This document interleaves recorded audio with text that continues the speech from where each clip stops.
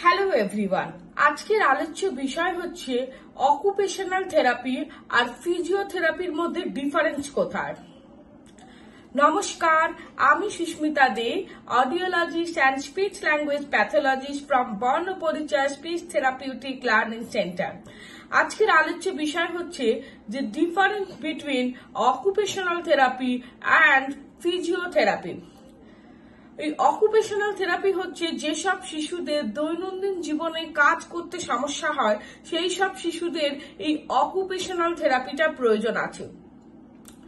যারা দৈনন্দিন জীবনে জামা প্যান্ট পরতে সমস্যা হয়, ডেইলি লাইফে জুতো পরতে সমস্যা হয়, ডেইলি লাইফে কোনো প্ল্যান করতে পারে না, মানে কোনো জিনিস উঁচু স্থানে রাখা আছে সেখান থেকে কি করে পারতে হবে সেটা তারা বুঝতে পারছে না, বা কোনো রকম বুদ্ধি অ্যাপ্লাই করতে পারছে না, বা এরকমও হয় যে কি তারা বুদ্ধি করছে কিন্তু কাজটা করার জন্য যতটা এফোর্ট দেওয়া দরকার ততটা এফোর্ট দিতে পারছে না।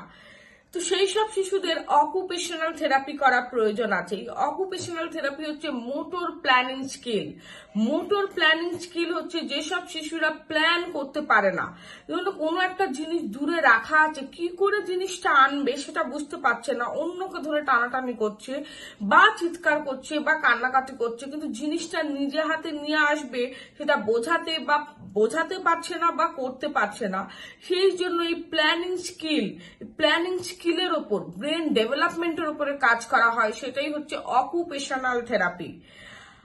আর ফিজিওথেরাপি হচ্ছে যেসব শিশুদের সেরিব্রাল পলসি আছে, মানে তারা জন্মগতভাবে হতে পারে বা 2 বছরের পরে হতে পারে, কোনো কারণে পায়ের সমস্যা বা কোমরের সমস্যার জন্য তারা হয়তো ঠিক করে দাঁড়াতে পারছে না, বা তারা হয়তো ঠিক করে বসতে পারছে না, বা ঠিক করে হাঁটতে পারছে না, বা কোনো জিনিস মুঠো করে ধরতে পারছে না।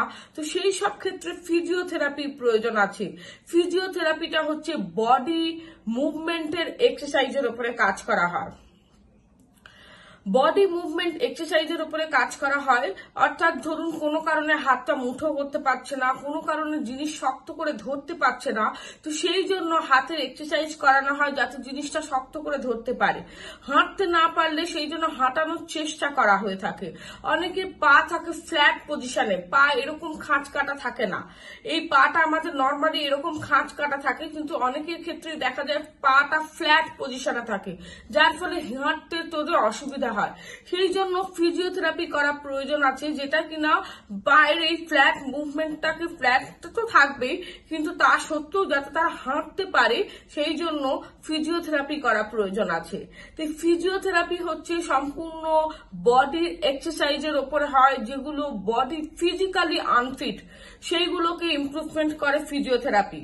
আর অকুপেশনাল থেরাপি হচ্ছে যে ফিজিক্যালি পুরো ফিট থাকে, শুধুমাত্র ব্রেন অ্যাক্টিভিটি গুলো স্লো থাকে বা ব্রেন ফাংশন গুলো বুঝতে পারে না, বা কোনো ইনস্ট্রাকশন ফলো করতে পারে না যে আমাকে ওখান থেকে এটা এনে দাও, দরজাটা বন্ধ করে এসো, এই ইনস্ট্রাকশন গুলো ফলো করতে পারে না, তার জন্য প্রয়োজন আছে অকুপেশনাল থেরাপি।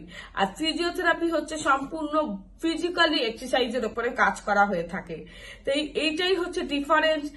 অনেকদিন আগে এই প্রশ্নটি আমার কাছে উঠে এসেছিল, তাই আজকে তার উত্তরটা দিলাম। ভিডিওটি ভালো লাগলে লাইক করবেন, কমেন্ট করবেন, শেয়ার করতে পারেন আর চ্যানেলটা সাবস্ক্রাইব করে দেবেন। নমস্কার।